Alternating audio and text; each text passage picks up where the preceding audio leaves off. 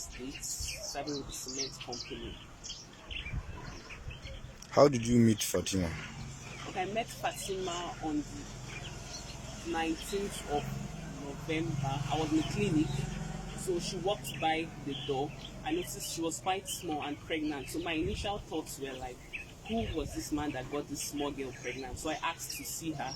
So when she came in with her grandmother, due to language barrier, I couldn't interview her myself, but I was able to get someone to interpret.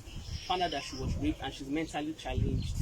So I was pushed. I had to end my clinic halfway and follow them home to get to see where they are staying and get to know about the story very well. Getting to their house, it was a mud house, a hut, and they stay very quite far from every other member of the community. So I got to know that they're living in a very poor and pitiable condition. So the next day, I wrote a letter to the Ministry of Women Affairs and the Medical Women Association of Nigeria. But I was not able to give that letter to the medical women because I didn't know how to go about it. But I delivered the letter to the Ministry of Women Affairs, and then we continued monitoring the girl. So the Ministry of Women Affairs got to involve an NGO, which is Child Protection Network, of which Mr. Tayo is the executive secretary. So he sent his representative to come meet me. So we are following up the girl.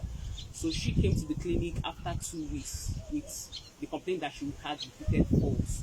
So I asked for her blood sugar to be checked, which was a bit high, which prompted me to call the NGO that I cannot manage the case in the primary healthcare center where I was because of.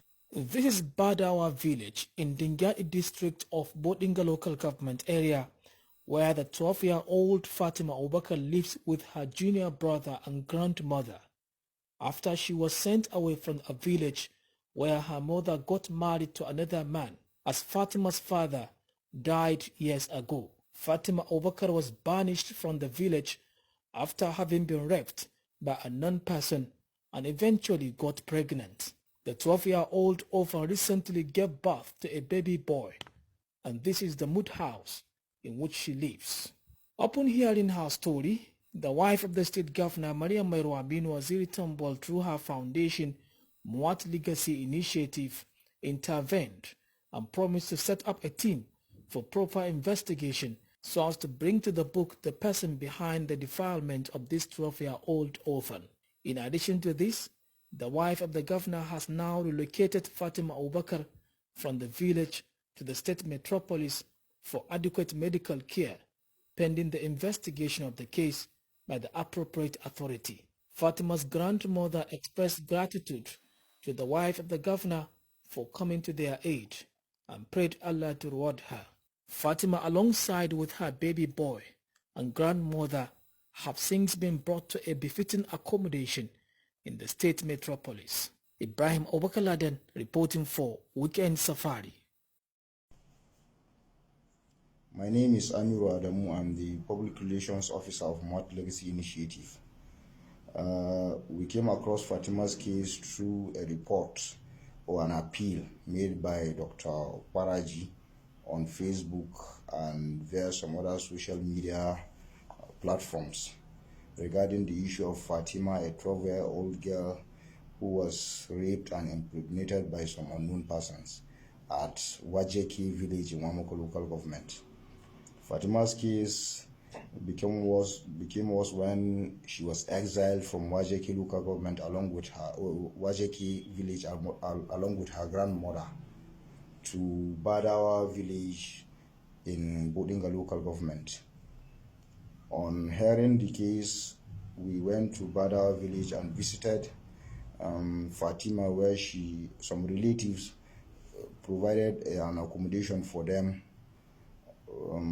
We interviewed her and could not really ascertain the facts on pertaining who was responsible for the pregnancy. On the instructions of the wife of the governor, we evacuated Fatima from Badawa village to a more befitting accommodation within Sokoto metropolis so as to for her to be close to medical services and proper supervision. We also secured the services of a nanny who has been charged with the responsibility of taking care of the baby.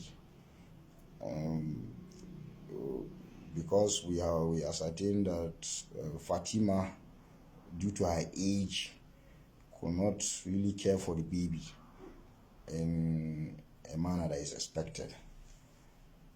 We are still in talks with some NGOs regarding her issues, Fatima's issue, and we've already contacted the psychiatric hospital at Kori, where some tests have been recommended for her regarding her condition.